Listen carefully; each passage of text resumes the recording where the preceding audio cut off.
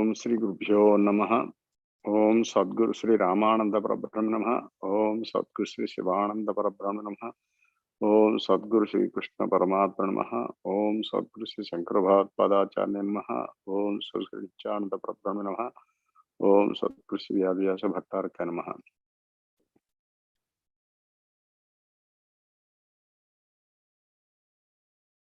Aapka namaskars to one and all. You are all my Guru Swarupa.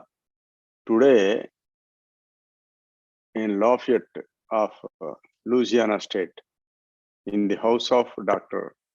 Kalyan, cardiologist, we are discussing about this Antarmukha Pranayama with very eminent persons like Dr. Ankur. Dr. Ankur, he is a cardiologist doing microvascular surgery with Dr. Scott. He is a manager in the research program of global warming. He is Dr. Arun Lakotia. He has already initiated 2 days back. He is a professor of computer sciences. And he is Mr. Ravi, an engineer. She is Muva Jaya. And he is, you know pretty well, Dr. Kalyan ji, cardiologist. So with these people, we are discussing about this pranayama.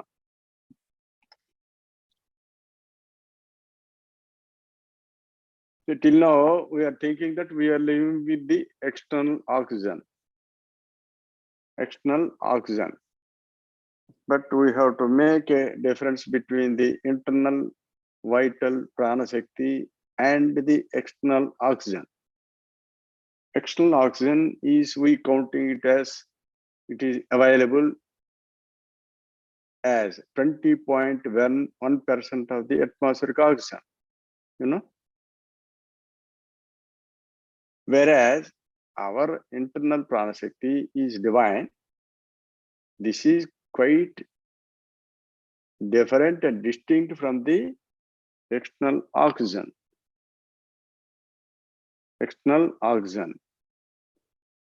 This external oxygen, we say that we are living with this. Even though we are saying that we are totally dependent upon this external oxygen, we are dying. Why so? What is happening to our system when it is always available, even before our birth, during our life, and even after death also, this amount of 20.1% oxygen is always available. But why every man is dying? So dying means we should know the actual process of dying. Even though we say that it is necessary for each and everyone. Earlier I told you, again I will, for the sake of the public, I am telling that from the mother's womb, when you are coming out of the womb, we don't have, prior to that, we don't have any respirations. And we are coming out, we are expelling or squeezing out the fluid that is there filled in the alveoli or the air cells of the lungs. Unless they are emptied, you cannot take the external air. Is it not? So if you want to take the external air, you have to empty the air cells in the lungs. How to empty them? Unless there must be an impulse or the force coming from the brain and coming in contact with the lungs. In the lungs, there is a negative pressure called, we can call it as pleural cavity, you know.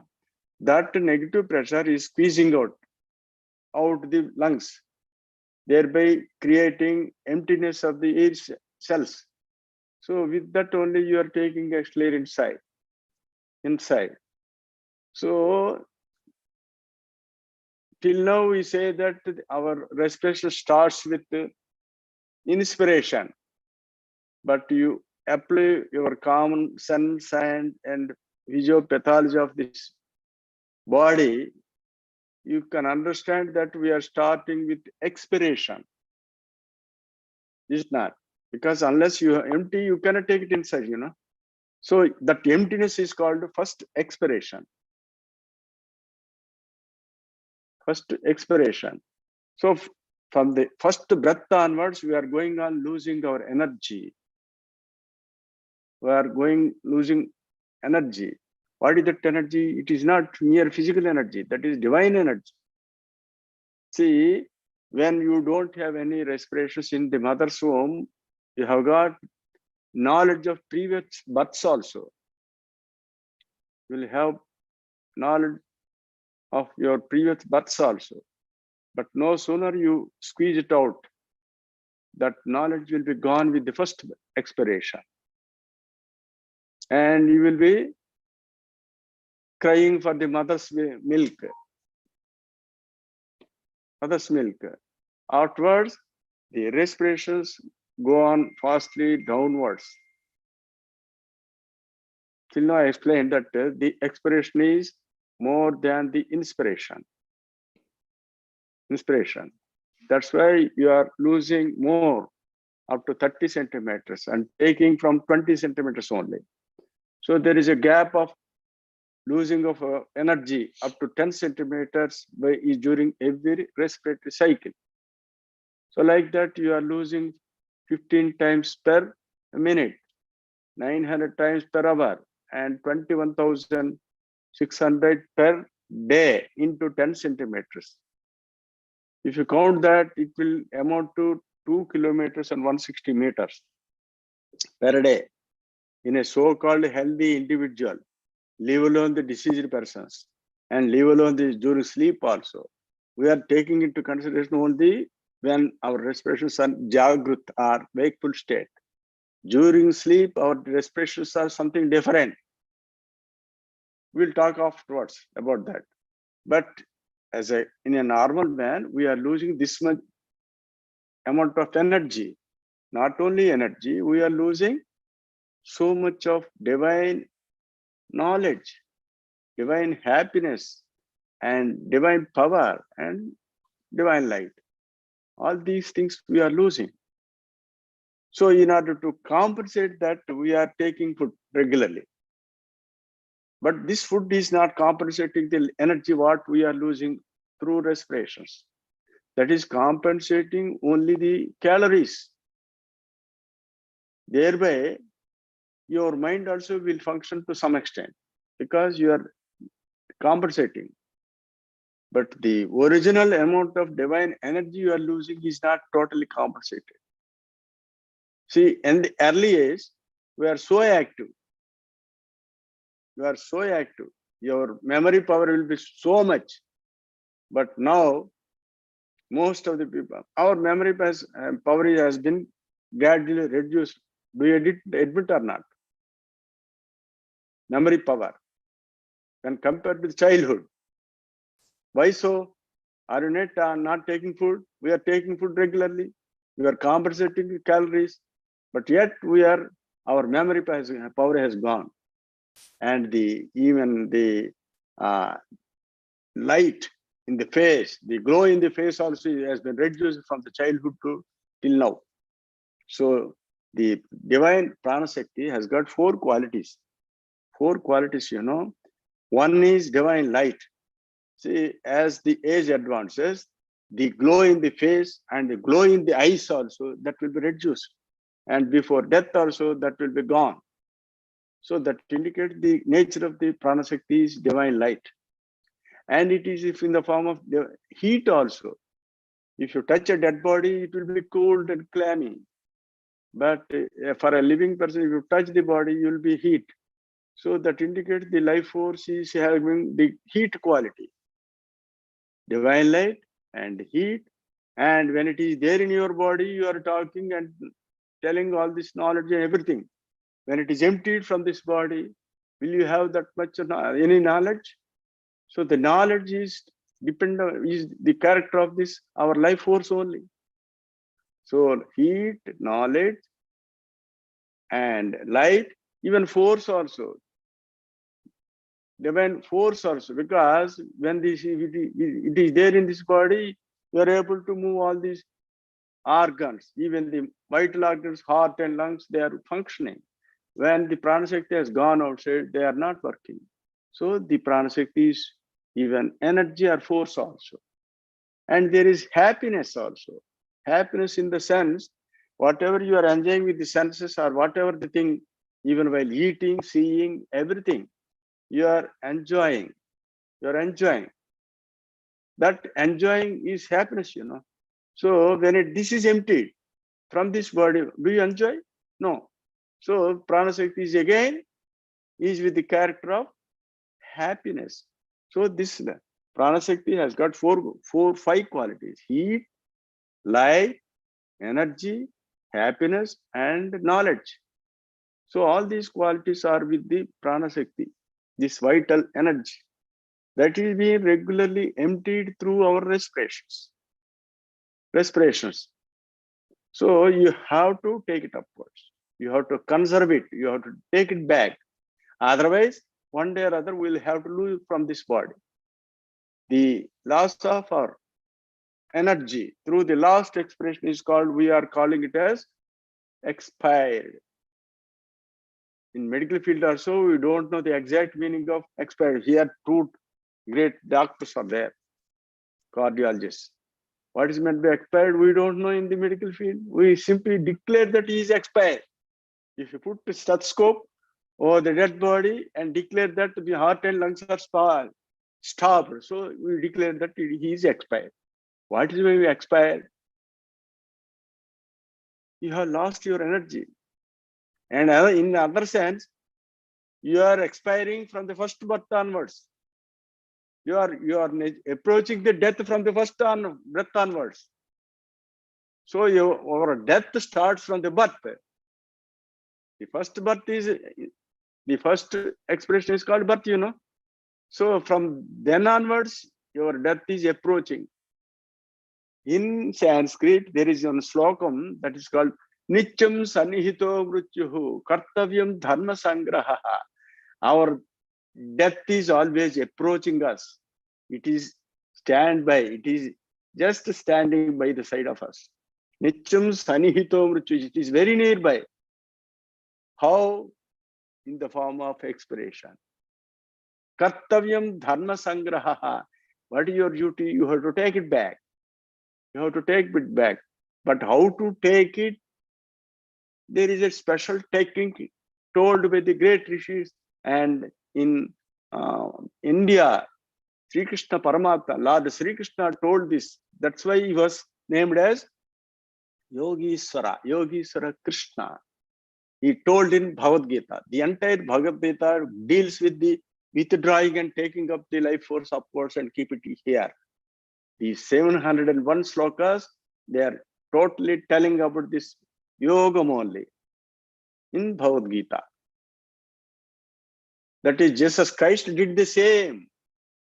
Muhammad Nabi did the same. In Bible, knock at the door, it shall be opened. There is, you know, that phrase is there. Knock at the door, it shall be opened. Where to knock? How to knock? You have to knock here. There is a hole in the brain, midst of the brain. It shall be opened. How to open it? By churning this and cleaning all the nerves and take your life force in the form of cerebrospinal fluid upward. Then it will be opened. Open means the channel is totally cleared off.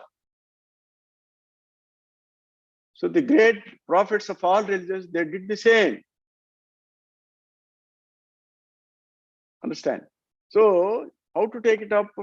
There is a congestion, I already explained.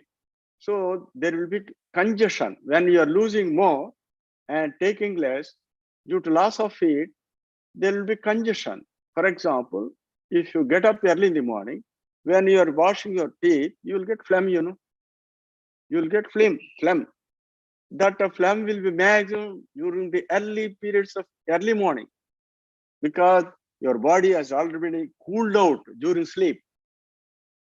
So when the body is cooled down, you will get phlegm. There will be congestion. That congestion has to be removed by warming it up. How to warm it? Do this. Do this internally, not from external air. Not external air. That's why there is another Upanishad, Yoga Sikhopanishad. It says, Hamsa Hamseti Mantroyam Sarve Jivicha Jepite Guruvakya Sushumnayam Viparito Bhavejapaha. Every man, every living creature, including human being, we are taking respirations. But we are doing this respiration like hamsa, like that we are respiring. Guruvakya, by getting initiated from the preceptor or guru. Sushumnayam. Sushumna means the spinal cord. There is spinal cord, you know, vertebral column and spinal cord. During that spinal cord, you have to reverse it. Sushumnayam viparito bhavejapaha. You have to take it upwards, reverse. That means ordinarily it is going downwards. So you have to take it upwards. If you want to take it upwards, you have to remove the congestion. That congestion in the form of phlegm or kapham, that has to be dissolved out by heating it up, by churning pranayama. That is the real process of ANTARMUKHANANDA pranayama or SIDDHAYOGAM. This is not a new technique told since crores of years back, but unfortunately, recently that has been undermined. And our Guru Parampara, our Gurudev Swami Ramananda Paramahamsa, he did this pranayama in the cave, and snakes used to crawl around his body because he lost the body sense. So he was named as Pamana Swami, the man of snakes. And his Gurudev, Paramagurudev Swami Sivananda Paramahamsa, when he did this penance, this tapas, you see, we people call it as tapas. Tapas, did you ever hear that word? Tapas. Tapas means penance. Tapaha. Tapaha means heat. Heat. How to get heat? Do churning.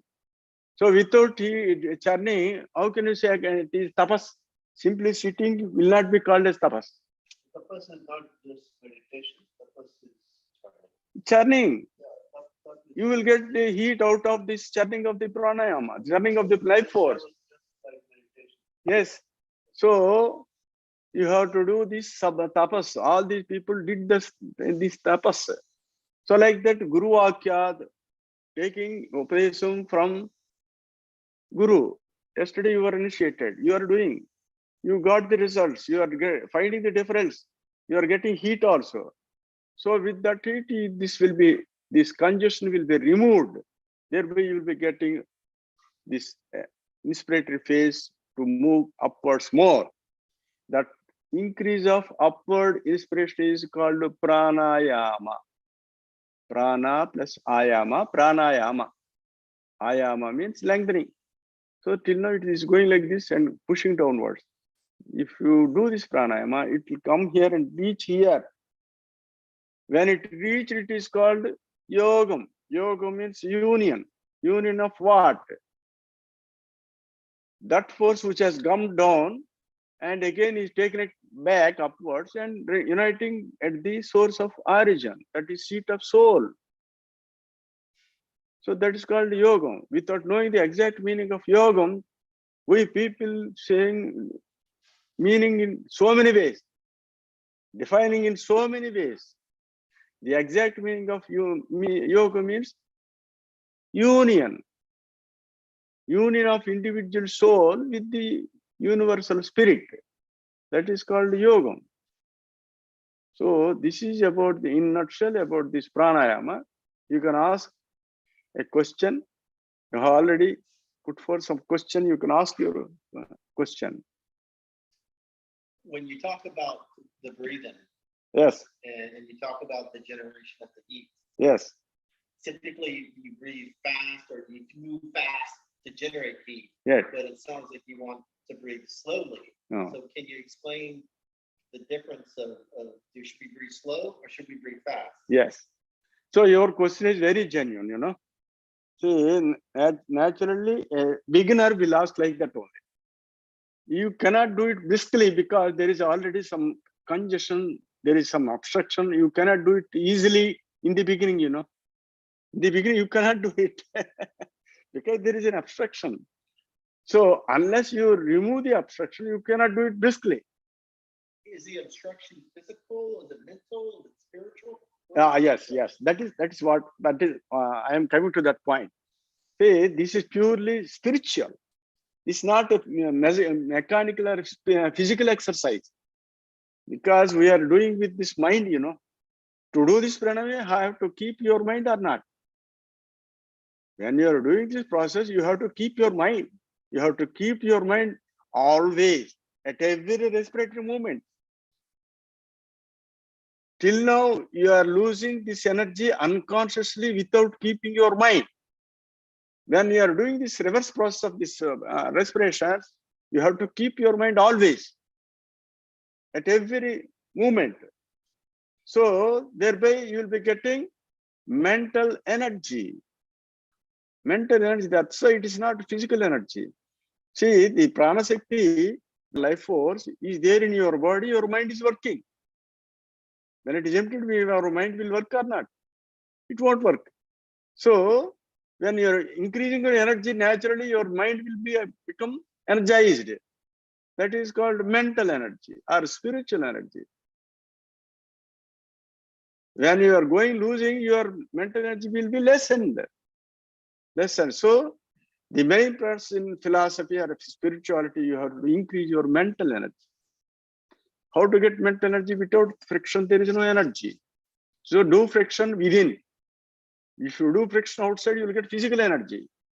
But you do friction inside, you will get mental energy. With that mental energy, your brain will be enlightened and your body will become energized and you will get illuminated and your judging capacity or knowledge will be magnified. And ultimately, simultaneously, you will get happiness also. Happiness, you know, the happiness is derived out of this movement of the life force only. See, if you take one flower, fragrant flower, you keep it in front of your nose and take respiration like this. When you are inspiring, you will get happy. You will become happy with the fragrance of the flower. When you are expiring, if you keep the flower, will you get that fragrance? No. So you get happiness out of the respirations when it is going upwards only and inwards only. So happiness totally, even not only flower. When you are taking delicious food, you will feel like that. So respirations naturally go upwards. When you are seeing a beautiful picture, that will also enhance your respiration upwards. So whatever the pleasure you are deriving out of the senses, you are getting that happiness due to the inward, indirect expansion of your inspiratory phase. So all these senses are giving pleasure, no doubt. But later on, they are landing you into misery. That is the thing. Suppose you take food, delicious food. Due to taste, you will take more. Is it not? If you take more, you will get indigestion. So you are taking food as a prey with the taste. But if you take more, it will give you indigestion. So there is an amount of misery that is standing behind all these sensory pressures. And this sensory pleasure is not at all permanent, you know, this is a transient thing. This is very transient, momentary. Why? Because when you are enjoying the sensory pleasure, the mind at that moment is becoming concentrated. When it is concentrated only, you will get that happiness. But due to the movement of the respiration downward, that will go away. That will go away because this is not, this is regularly going on. When it is going on downwards, naturally, your mind will be oscillating. The sensory pleasure, momentarily, that will be disappeared. It will be vanished. No sooner your mind gets oscillated. So all these sensory pleasures are transient or are momentary. So if you have the permanent bliss, you should not move your mind. If you want to control your mind, you have to control the respirations. Understand? So your question is, in the beginning, you cannot do this friction briskly because there is already obstruction, there is a congestion. If you go on gradually doing that, heat it up, with that heat, that congestion or impurity, they will be dissolved. Gradually, you can do briskly. See, for doing brisk or slow, this pranayama is only to remove the congestion, you know. Only to remove the congestion. So, initially it will be very slow. Later on, you can do it briskly. You will get heat. Any more question? So if we, the idea is that when we exhale more than we inhale, so we are losing prana shakti. And with pranayama, the idea is to push up on inhaling so that we balance out and maybe inhale more. Does it mean eventually, if we really get proficient good in pranayama, we will not lose prana, and therefore we will not die? Definitely. So dying means what? Dying is losing of prana shakti is called dying. So the great people who practice this, they have planned all these pathways and they have kept their life force upwards and attained samadhi. The samadhi means they didn't leave this prana shakti outside. Ordinary death is leaving prana shakti outside. That body will be decomposed within 6 hours. Whereas the rishis who attained samadhi, their body can be kept for ages together. That is called samadhi. So stoppage of breath during inspiration is called samadhi. Stoppage of breath during expiration is called death. That is the main difference. Any question? Dr. Ankur. So, with effective use of pranayama, how can we control our pleasure centers? How can we control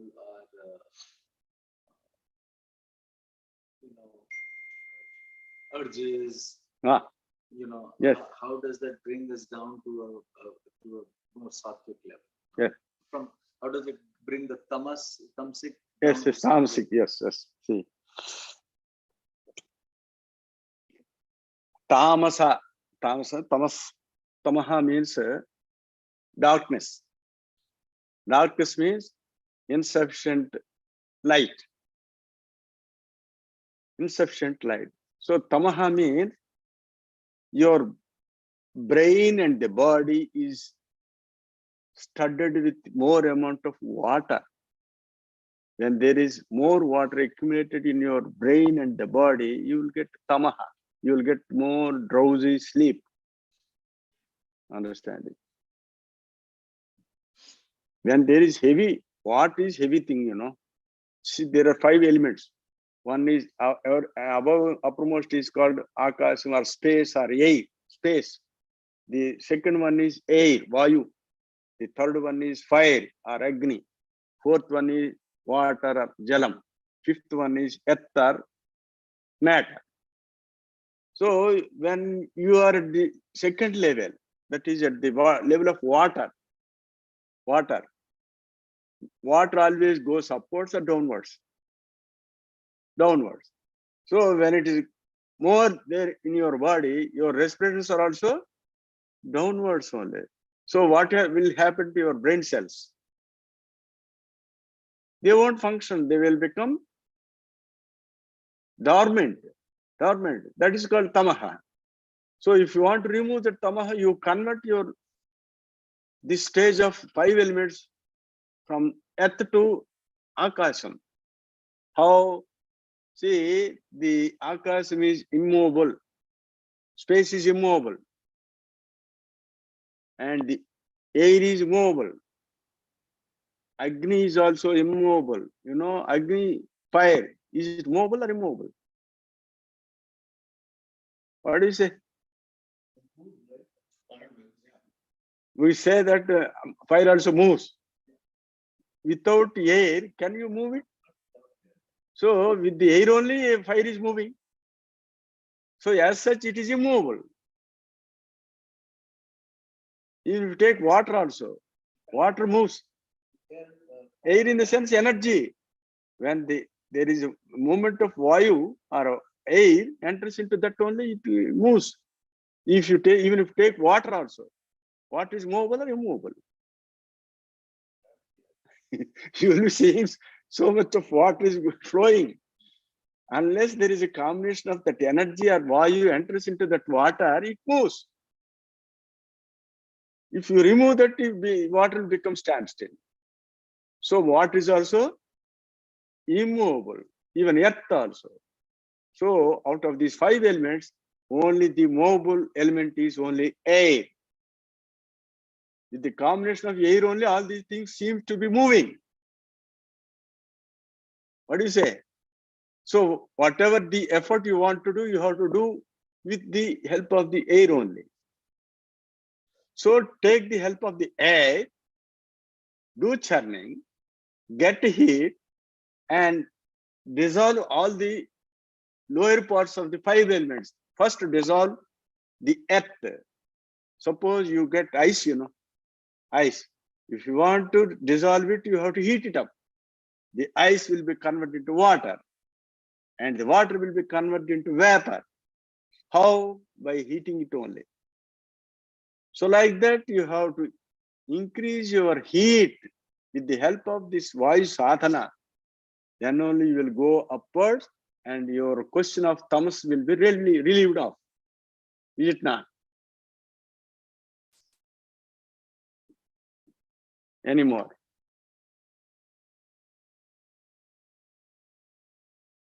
Any question? So how quickly do you start to feel the benefit from the technique? Yes. How do you feel? See, How quickly? how quickly? I will tell you that Dr. Dasman got initiated yesterday itself. He is an example. You please tell your experience from today on 2 days. So I can say I feel some emotional difference. So Swamiji, other small, but you don't know. I lost my wife about 3 months ago, and I've been very low last few days, especially in general life. I feel the way you heard me speak today, it's emotional. You will get benefits from the first breath onwards. Till now, you are losing downwards, you know. When you are trying to take it upwards, the upward movement itself is energy. So when you are taking upwards at least an inch above the normal previous respirations, you will get that much of energy. So that's why in Bhagavad Gita, Lord Sri Krishna says, Prachakshava gamam dharmyam susukum kartumavyam. Bhagavad Gita says, you will get instantaneous and spontaneous results. Susukum kartum avyam, very easy to practice. Is it so difficult for practicing pranayama? You are doing that? No. It is not at all difficult. Only the thing is, you have to learn from a learned guru. Because the learned gurus are not available everywhere. And the learners also could not be identified because of lack of gurus. But most of the people are trying for that. There is No connection between the seeker and the learned guru. That is the thing happening here now. So, susukum kartum might be very easy to practice and you will get spontaneous, immediate result. You are doing, if you do churning, say, keep your palms like this and do churning for 2 or 3 days, 3 times. Do you get heat or not? Definitely like that only. There is no much difference between outward churning and inward churning.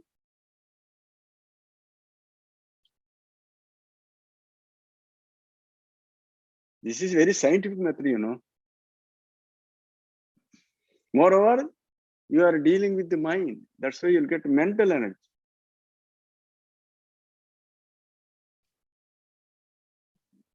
I also have a question. Yes, Dr. Kalyan is asking a question. Thank you for all the wisdom. Every time you speak, it seems like we think we have heard you over 2 years, but still small things like moving of the elements. None of the elements really move unless there is.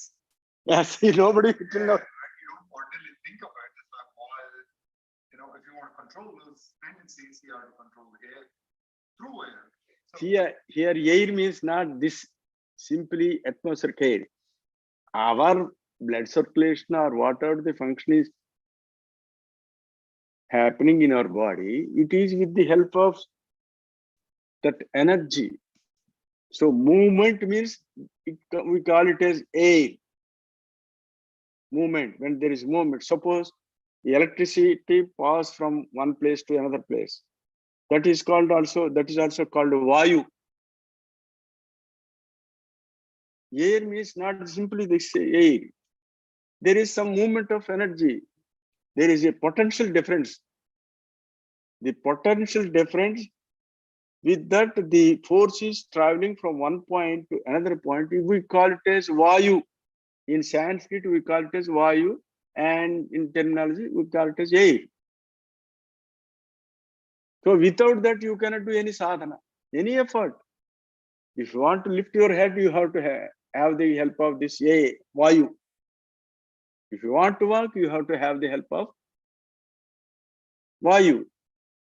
Even the earth is moving around with the help of Vayu. All the matter, material, globes, everything is roaming around in the air with the help of Vayu. That is called energy.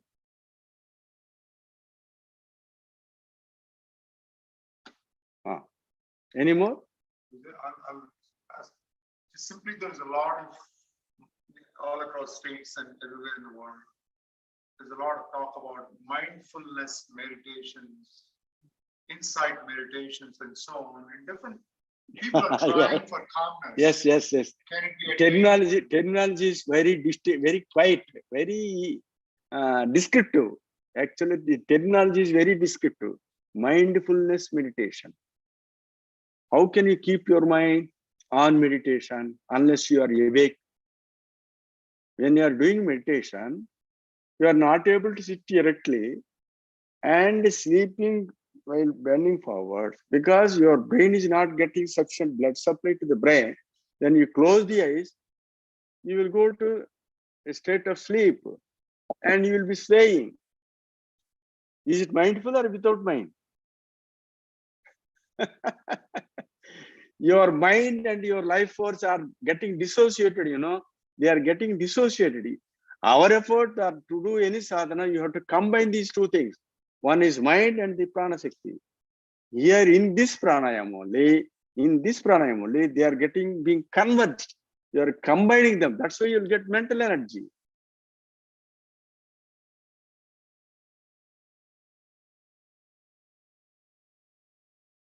millions of people are, with good faith, they're trying to. Faith is different from confidence. See, faith will be always blind. If I say and you believe me, you will simply follow me. But confidence is with the experience. Experience, unless you have a bit of experience, you can never be confident enough. Understand? So most of the people are following blindly with faith. That's why they are being misguided. Be confident. Confidence means I will get you initiated, practice it, taste it, then you will get confidence over it. Is it not?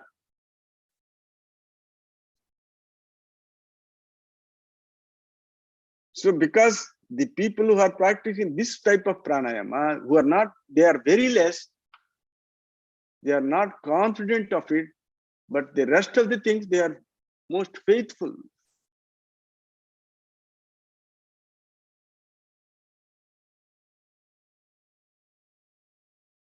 Confidence correlates with the energy, practical aspect of sadhana.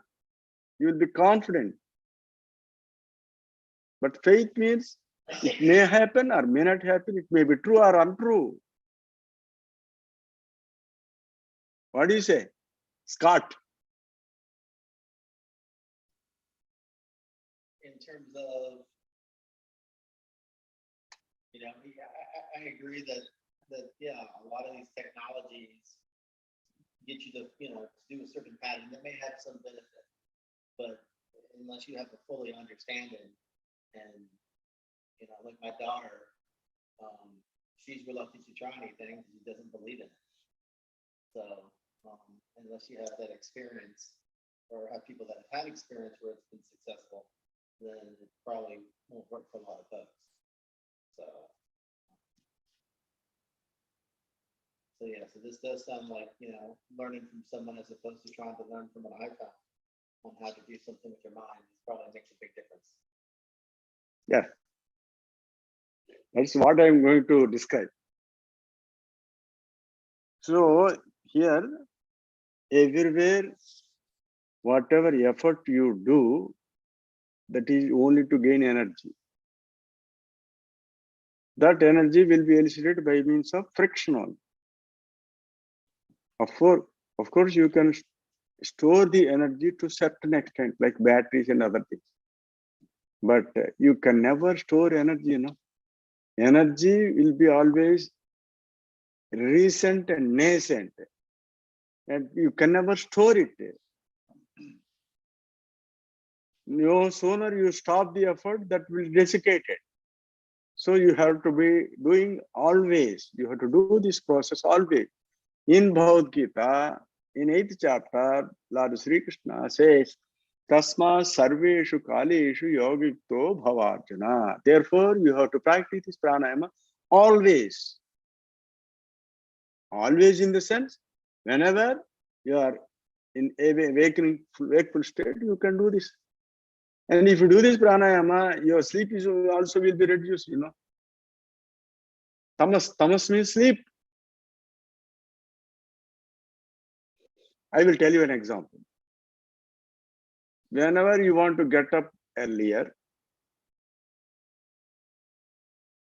can you get up easily earlier?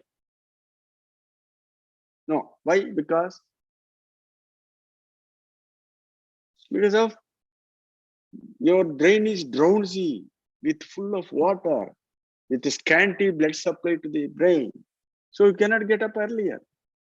Suppose a yogi who is doing this pranayama, he gets up like very quickly, just like a dog.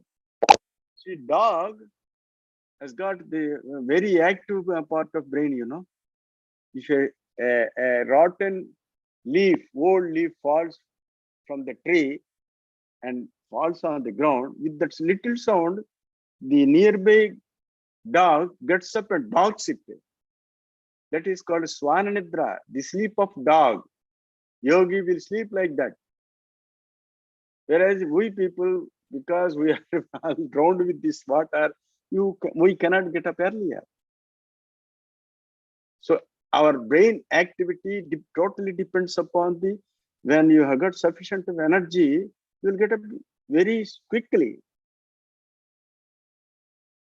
This is all physiology.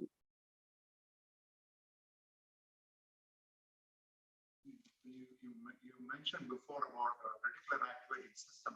Yes, you have rightly mentioned. See,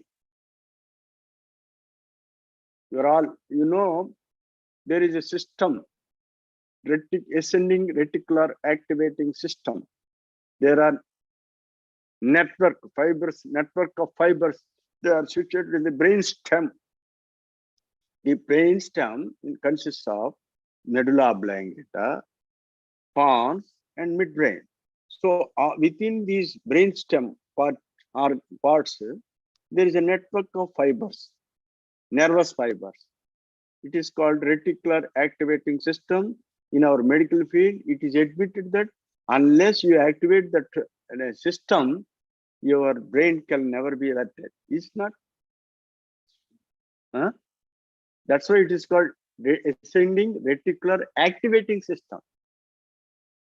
During meditation, if you're not doing any sort of this sadhana, simply close your eyes. You are not getting adequate blood supply to your ARAS. That's why you will bend your head. Understand? So if you go on doing this pranayama, your brain will get sufficient blood supply with oxygenation. Oxygenation is not extra oxygen. With prana shakti, you will be getting sufficient nourishment to the ARAS. Your head will be always erect. That is told in Bhagavad Gita. Lord Sri Krishna, Samankaya Sirogriyam Dharayan Achalam Stiraha Samprekshan Asigakam Sam Disascha Navalokyan. He is always indicated to do yoga only. Samankaya Sirogrivam. A person who is doing this Vaya sadhana or pranayama can only sit erectly during meditation. But without doing that, everybody will be bending forward or swaying sidewards. That clearly indicates that, as Dr. Kalyan mentioned, you have to activate your ascending reticular activating system by this process of pranayama.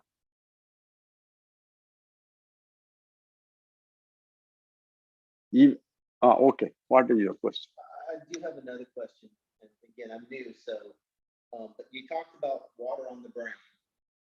What is that? You talked about water in the brain. Yes. How does that relate to the breathing?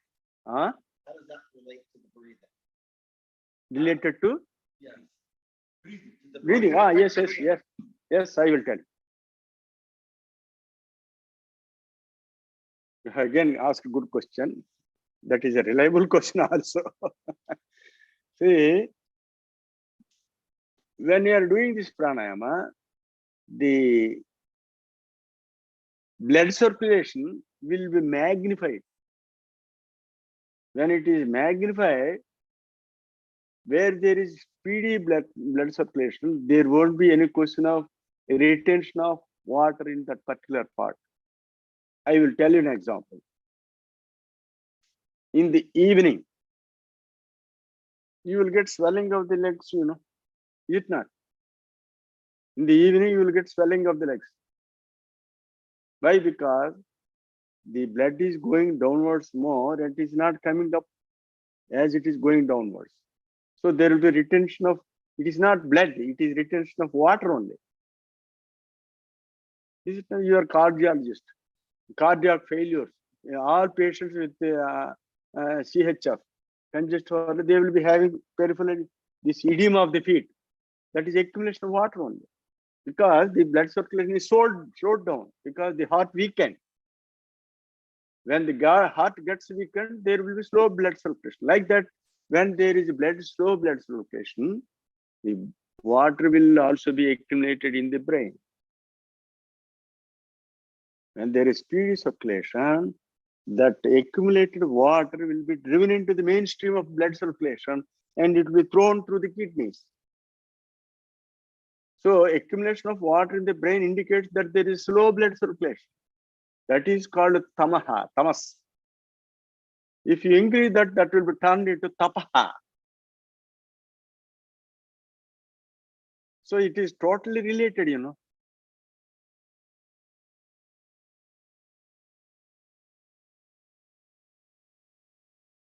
Any more? Did you admit this answer or not? Yes. Thank you. Good. What is your question? It's not scientific. Ah. It's very simple. Ah. What led you to your Guruji? Huh? What led you Huh? to your Guruji? You want how I approach my guru? He's asking one question. And the importance of having a guru. Yes. When I was doing my MBBS, basic medical sciences, I got a question.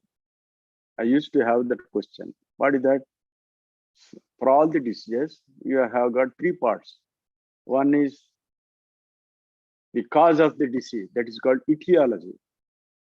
And the process of getting disease, that is pathology. And the treatment is the third part of the disease. When I have entered into the clinical aspect of the MBBS, I got so many questions. We heard so many diseases are not knowing that we don't have etiology. So many diseases we don't have etiology. We admit or not? Yes. And we don't have pathology for so many diseases. And most of the diseases we don't have treatment. Is it not? So with that knowledge, I got gold medal and all the things. I passed those things, but my doubt is still lurking in my brain. I'm not getting the answer. Who is the person going to clarify my doubts? That's why I'm searching for a guru. I got that much confidence that only the Indian rishis can give these answers. So I approached my Gurudev. I heard about Swamiji. My Guru is Brahmarshi Sadguru Sri Swami Ramananda Paramahamsa, who is nearby to my working place. I heard about him and approached him. Without my asking question. He questioned me in turn. Do you know you are a doctor? How do you diagnose? How do you diagnose? Do you diagnose with brain or what? With brain only. So if your brain is perfect, you can diagnose perfectly. Did you do any effort to make your brain perfect? I kept quiet. Then he told me, what is the root cause for all the diseases? What is the root cause for all the diseases?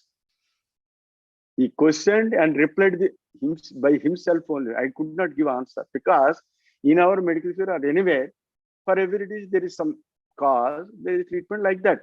So we are naming so many diseases and we are giving medicine in so many ways.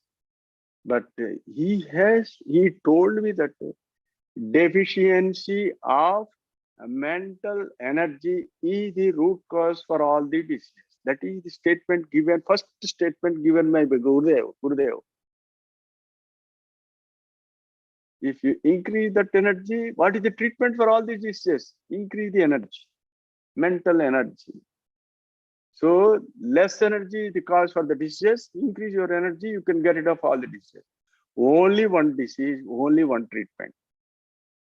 I got the final answer for my inner question. Then I surrendered before him. He is my ultimate and I have to serve him like that. No sooner I started believing him and hearing him about his Vedantam in Sanskrit slokas, he is telling in Sanskrit slokas. But till then, I don't have any alphabets about this Sanskrit. I don't know. I prayed my Guru, Swamiji, whatever you say, it is even any word. I believe that that is Brahmavaku or Vedavaku. I believe or have confidence that that is fact. Then why do you tell all these Sanskrit stanzas? I cannot understand. Then he immediately told, no, you have to learn Vedantam in terms of Sanskrit. First point is, if you go on thinking about the deep meaning, practical meaning of the stanza told by the Rishis and the Upanishads, your brain will be going on working within. Thereby, you will be reducing the external impressions, worldly impressions. So our mind is always working outside only, So if you want to get rid of the external worldly impressions, this is the main method. You can think of this meaning of these stanzas. Inside, your mind will be cut short and rent into the brain inside. The second point is, if you learn Sanskrit, you can tell to so many people. That is the second point. Yes, Swamiji, from this moment onwards, I am surrendering. I will by heart whatever you say. But the Vedantam discussed between my Guru and myself, there was nothing written between by me. Just simply I heard from him and got it by hearted. Since birth also, I got that habit of getting by hearted within no time. So like that, I got all this Vedantam, Bhagavad Gita, Upanishads, all these things from him. And he taught with the practical aspect of it, that is pranayama. So when you do this pranayama, naturally your brain capacity, the judging capacity, the acuity of memory, all these things will be increased, improved by this pranayama. That is your answer for your question. Any more question? The second part of that, Ah. in America, we have people don't call Guruji or Guru. What is the next? Having a mentor. Mentor. But how important it is to have a Guru in your life. Yes.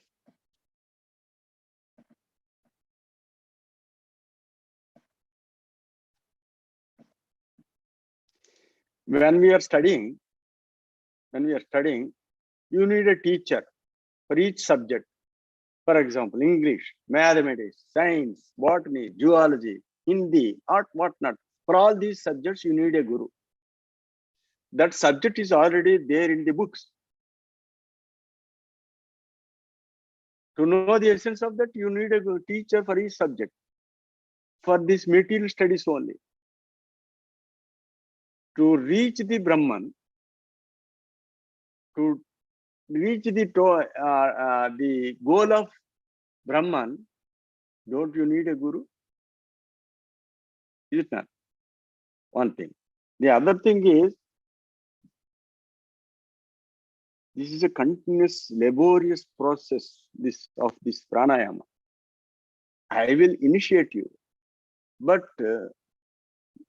you need the help of Guru at every step.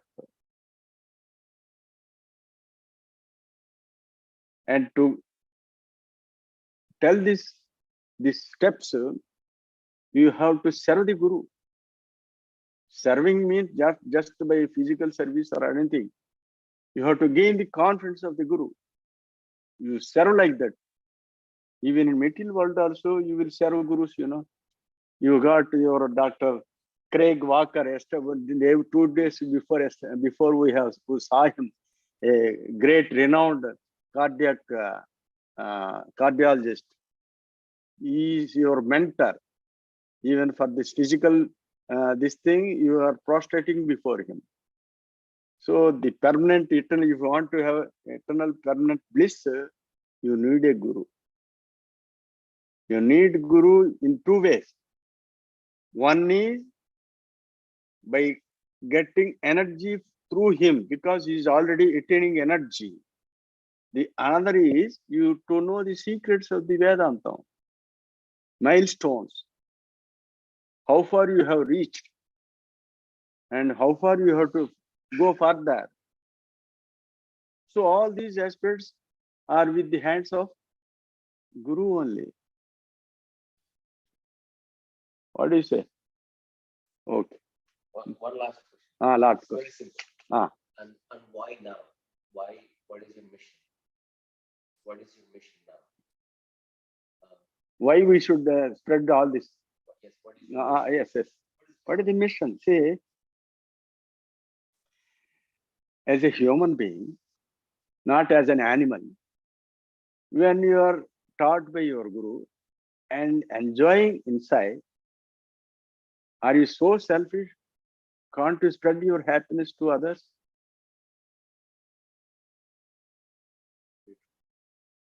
So you have to spread. Otherwise, you are so selfish, you are not flourished in this Vedantam.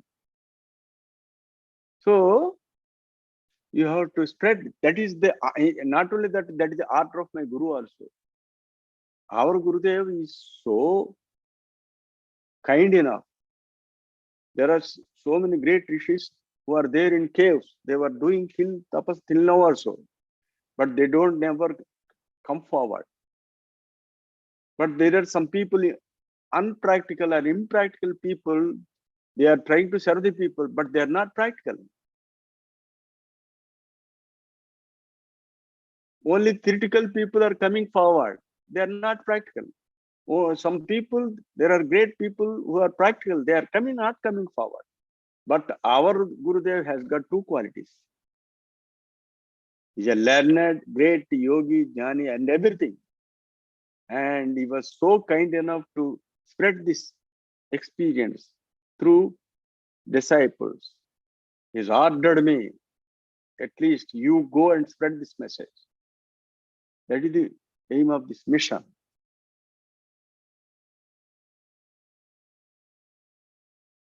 I am also a physician, no? I can earn money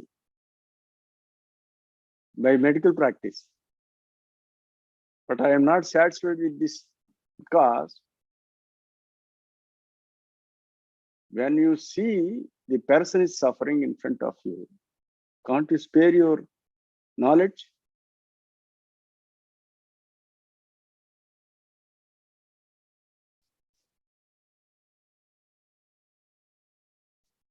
Any more question?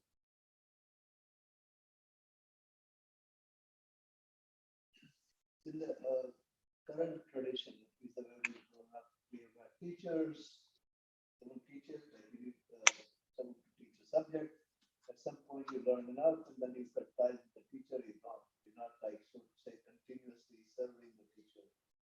We don't necessarily in the current model, at least, look at the teacher as someone who's providing us knowledge, but don't necessarily put them in a high pedestal, like the way we do, like this is Ashtanga Pranam teacher.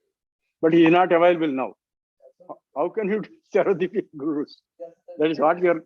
That's the hard part in the current tradition, not the whole. Historically, the way we get guru is very different compared to how we do now. Okay, I got knowledge from you. Okay, I'm done. Go on. So the part on how do you, one of the challenges, how do you completely give yourself to the subset? I mean, I've seen a lot of people who I've seen my good friends also say, they're just completely dedicated. It's like in a sense, like I have accepted you, and now I've accepted you.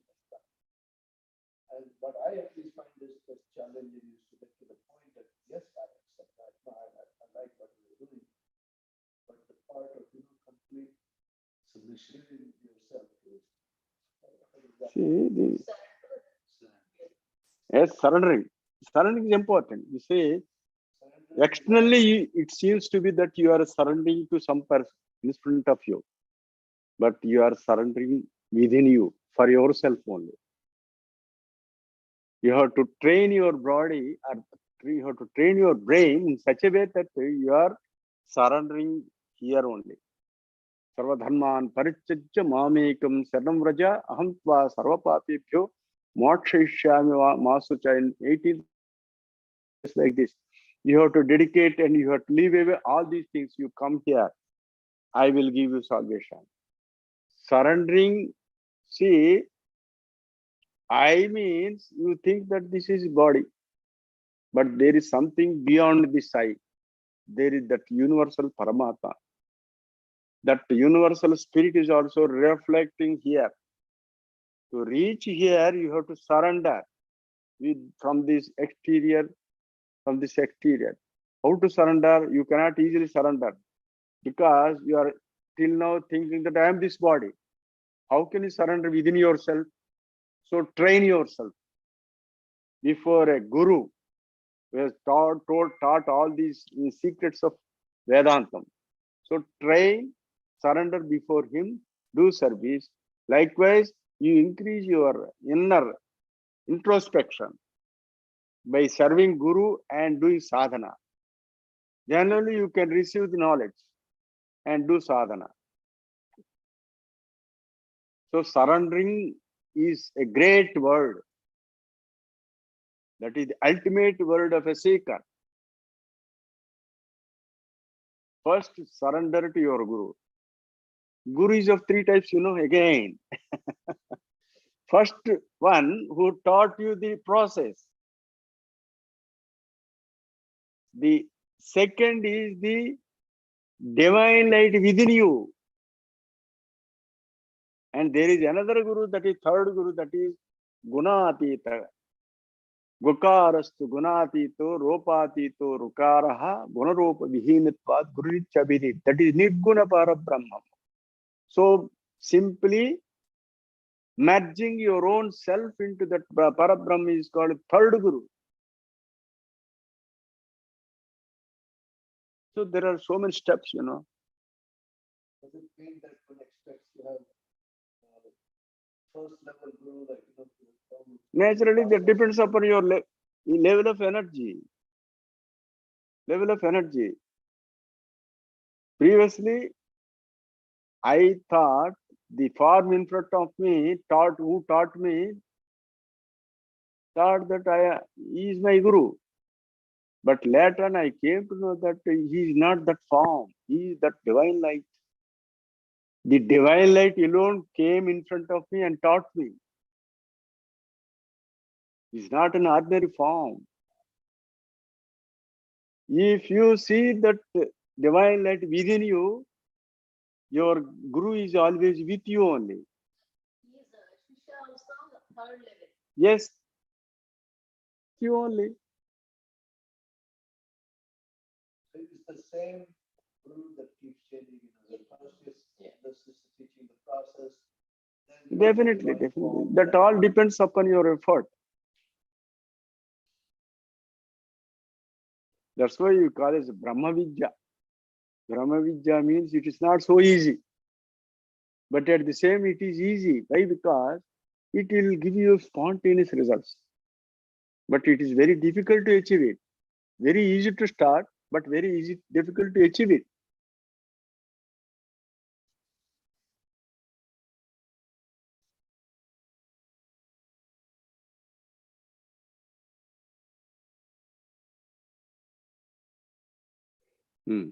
Ankur? I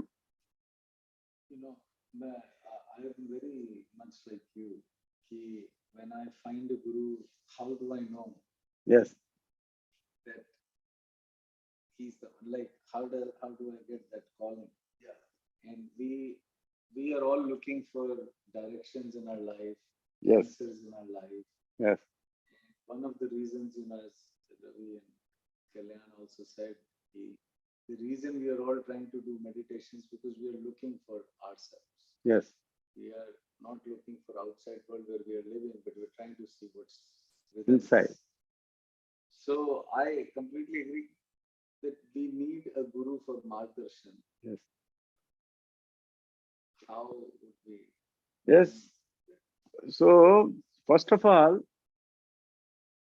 your doubt should be thoroughly convinced by a person. Then only you will have to treat me as your Guru. I always say, don't believe blindly. Your doubts should be clarified. At least basic level questions should be answered. When you get the answers for your question, naturally you will have to believe. Otherwise, you are not a seeker. The other thing is, other than life, is when we talk about meditation. You are from which place? Rajasthan. Rajasthan, Dr. Ankur is not an ordinary man. He is doing microvascular surgery, starting from the. What are you doing? Not to be. I told you. Please explain. Please explain, because see, the world should know what you are doing, how great you are. You please explain. No, please tell what is that you are doing. I know Dr. Kalyan is also doing. He is explaining what you both are doing. No, we we are doctors who we're cardiologists. We Mm. treat blockages in the body. Mm. So the heart is the main pump, and it has a lot of arteries all over the body, like highways. The heart pumps. And Guruji sound లేదు Guruji. so Sound లేదా? 1 minute. ఆయన Sound sound లేదా? వినిపించడం లేదు. Right. You take this. Keep your right, left side, left ear. Left ear. yeah. So we are cardiologists. So heart is a pump in the body, and it is connected to the entire body with arteries or pipes, which take the blood everywhere. So we diseases happen because of blockages that develop in those arteries, and we go and clean those blockages. So How you are cleaning? How to clean has always been a problem. People go from either artery in the groin, which are big arteries, to go clean them. And we felt that cleaning that is a problem because although we can clean it, but the way we clean it from where we go, we can create problem there. Chance of thrombosis or, and embolism also. Or the artery can perforate. Or Perforate. the hole cannot Bleeding, be stopped. immediate bleeding Yes. So, there itself. right. Ah. Main problem is you can go fix the blockage, but then the patient suffers from the way you went. Secondary complications. So we have realized that if we go from smaller and smaller arteries, we would be in a position to go fix those blockages without causing any harm from how we went in. Yes. You are not dealing with the big arteries. So you are starting from a small artery like brachial artery or radial artery. From radial artery, you are proceeding to. So previously they went to brachial, now we are doing radial artery, Hmm. and we are going further down, all the way down into the legs or neck. Neck. No sound in that. I don't know why. No. I have given. She called me. You can, now I have given. Are you able to hear me, Nama? No, Are you really, able to? not very clear, Guruji. Not very clearly. Not very clear. Mm-mm. But See, I think it's maybe earphones are not working, Guruji. Maybe the iPad is catching. you keep this right phone. Yeah. Can you hear us now? Yes, we I can. think the Thank right is the dominant earphone. That's why I have changed the phone. Yeah. Okay. So I was saying that we are cardiologists and we work in the arteries of the heart. So heart is a pump and gives rise to a lot of arteries which take blood around. When we clean these arteries, traditionally we would go from bigger arteries to clean them because the big artery here is closed. But we would have a problem that we will clean the artery, but we'll leave problems from where we went. So any problems like tearing the artery, having a hole in the artery, which would make a lot of blood loss and people could die and have some major problems. So we are doing pioneer work where we go in from these small arteries from the wrist, radial artery, and we're going all the way down to the toes and taking care of all those blockages all the way down. What is that you are probing? So we are going with long equipment. The difference between going from groin versus radial is we are working with long equipment. Yes. And so it is hard for us to, it is like trying to fix something which is very far away now. But we are trying to develop equipment that could go there, that could fix these arteries. Instrument? What is that? So we call this technology radial to peripheral arteries, where we go from the wrist and we go and fix other blockages. Is there any stent-like thing? We can put a stent, we can clean the blockage, and stenting is also. For a layman, I am trying to explain. Mm-hmm. Your stent is starting from the radial artery in the hand, that is going to the neck and heart. From there, and then go further down. Again, it is passing through the aorta. Yes. And peripherally, even to the foot or neck, brain. Correct. So until then, you are probing with the stent only. We first cross with a small wire. Why? Then we take a little balloon and we take it all the way. We go from the radial artery into the aorta down into the leg. And then we open. You are cleaning the blockage in the leg. Right. But and till then now, because of blockage, most of the people, we are doing this amputation of foot or leg. Now we are getting you are not allowing these people to get into amputation. Correct. And we are able to open those blockages, and we can also deliver stents. So we worked so that we helped develop this How long much time equipment. you take? 30 minutes to 40, 45 minutes we can Within clean. minutes only you are finishing off. If it's very complicated, Guruji, maybe 1 to 2 hours, but usually within 1 hour, we should be able to take care of this. What is more important is that after we clean, the patient can go home Yes. within 2 Same hours. day, on the same Same day. day. Within 2 hours, we'll send him home and he can resume his activities. He does not have to get admitted in the hospital for one night. He can just go home right away. Very nice.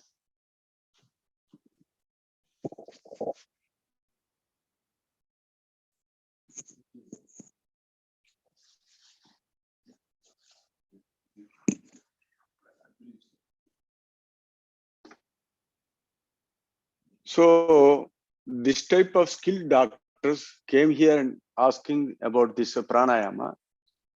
See, if a person start doing this pranayama, there is no need of getting blocks in the vessels. So your surgery and our surgery are one and the same, but for you are doing for a chronic patient. But we will, with this pranayama, we can prevent, we can also cure, because see, in a thrombosis or any block will be dissolved by heat only. You are doing it mechanically, remove that block. We are doing with the physiological heat, that is yoga agni. With the yoga agni, we are relieving that. Is it not? Okay. Time is up. How much time?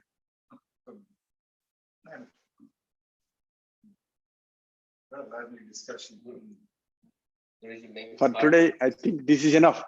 Scott can tell the audience what he does. Huh? Scott can tell. We did that at the beginning. Oh, he did. Yeah, you please tell a word. Not that relevant. It's okay.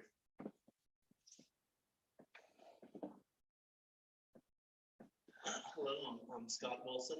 I work for the U.S. Geological Survey at the National Wetlands Research Center. And we basically study landscape and wildlife changes that are occurring across America. And our focus here in Louisiana and the Gulf Coast is to look at landscape level changes due to things like sea level rise and climate change, and possibly ways to offset that with coastal restoration. And that also includes wildlife, the animals that live on those habitats, like sea turtles and manatees and things like that. So our overall goal basically is to provide the research so that managers can be a better stewards of the lands that they manage to foster conservation. And we try to answer the questions that managers may be looking at 10 years down the road. So it's a research program. So our job is basically to provide that research so to answer the questions so they can put that into action in the future. Till now, you have heard this subject. How far you are convinced, and what is that your inference about this speech? Tell me again. Oh, about this talk here. Talking. Well, one of the things that you look at in terms of the science community, particularly when it involves landscapes, is we like to have a lot of models, and we like to have a high level of certainty when we make decisions. But one of the things that we've come to recognize is that traditional knowledge from around the world can play a very important role in land management, species management. So the idea that, models can tell you one thing, but that's based on our knowledge that we know today through the scientific process. But we're seeing that the traditional knowledge, that's developed from different cultures actually can play a significant role in conservation. And that's one of the things that we begin to look more into is not, we know culture used to do this reason, or they used to perform a specific action, but now we're beginning to learn that there was some methodology behind that. And maybe we didn't understand it mathematically or through models, but it's valid. And so that's one of the many things that we're looking at is trying to advance science, but also trying to take into account this cultural knowledge, traditional knowledge, and that's very much what you're sharing is, knowledge that has been developed, thousands of years, that still can be very applied today. And in fact, that's one of the things that we have to be careful for as scientists and researchers is the arrogance of thinking that we totally understand the situation. Because that's something that, knowledge in the science process by definition should evolve. We basically say this is what we know today, but we have to be open to the idea that we may have more knowledge in the future, and then we need to change our management practices based on this new knowledge. And the scientific process, of course, is really relatively young compared to a lot of the traditional knowledge. So I think that the discussions like this, where we talk about processes and procedures that have worked for centuries, is extremely important. So I'm very grateful for your time and sharing this knowledge and information. Thank you, thank you, thank you. So, thank you. Gurudeva, Sarve, Shubham.